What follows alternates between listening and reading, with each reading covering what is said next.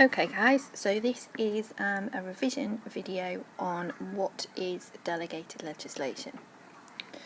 So we know that we have two types of legislation in England and Wales. We have primary legislation and secondary legislation.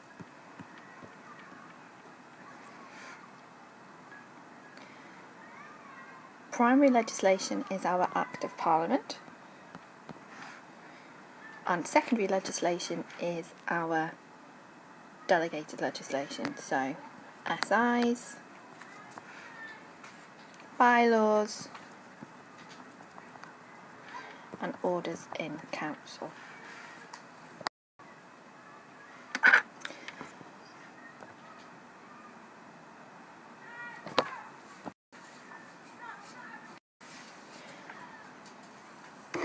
Our primary legislation is also what we call our enabling act,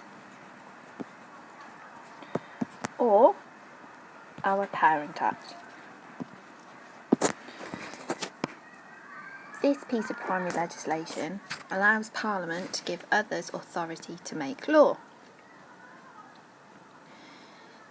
It outlines the framework of the new law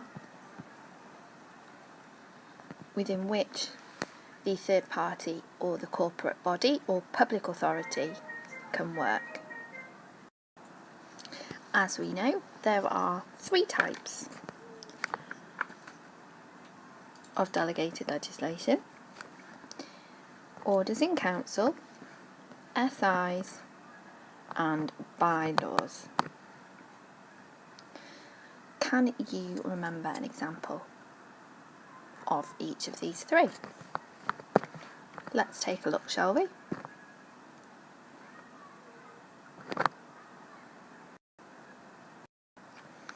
So, if we look at orders in council, we know that they are introduced by the Queen, and also members of Parliament such as the Prime Minister and the Deputy Prime Minister.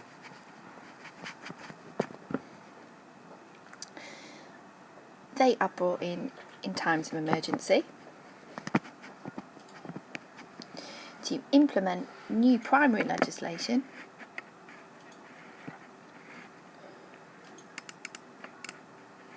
and to give effect to European directives. An example of when the Civil Contingencies Act was used to bring in an order in council was to ensure some sort of order during the riots in London a few years ago. As we know, the second type of delegated legislation is statutory instruments, and there are over 3,000 introduced every year, meaning that this is the most common type of legislation.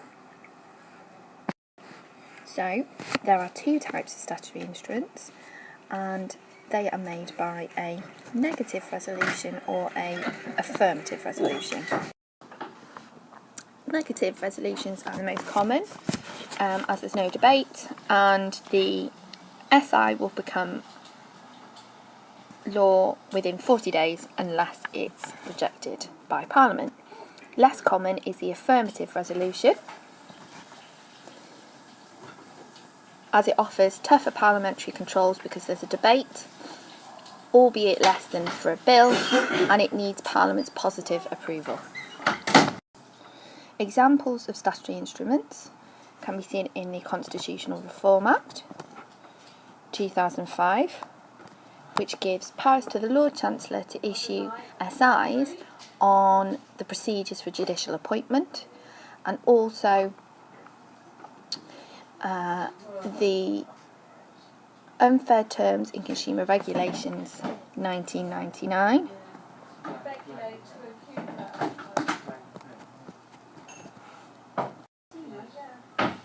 but not least is bylaws. So we can split this into two different types really. Those that are under the Local Government Act 1972, and also those that can be made by public corporations, such as Railtrack and the London Underground. The Local Government Act 1972 allows local authorities to make bylaws about matters that cover their own local area. These can be things such as parking laws and prevention of dogs fouling on the pavement. You can also be a public corporation, such as the London Underground, who has the right to issue laws about things such as no smoking in tube stations and on trains, and also Railtrack can enforce rules about public behaviour in railway stations and on trains.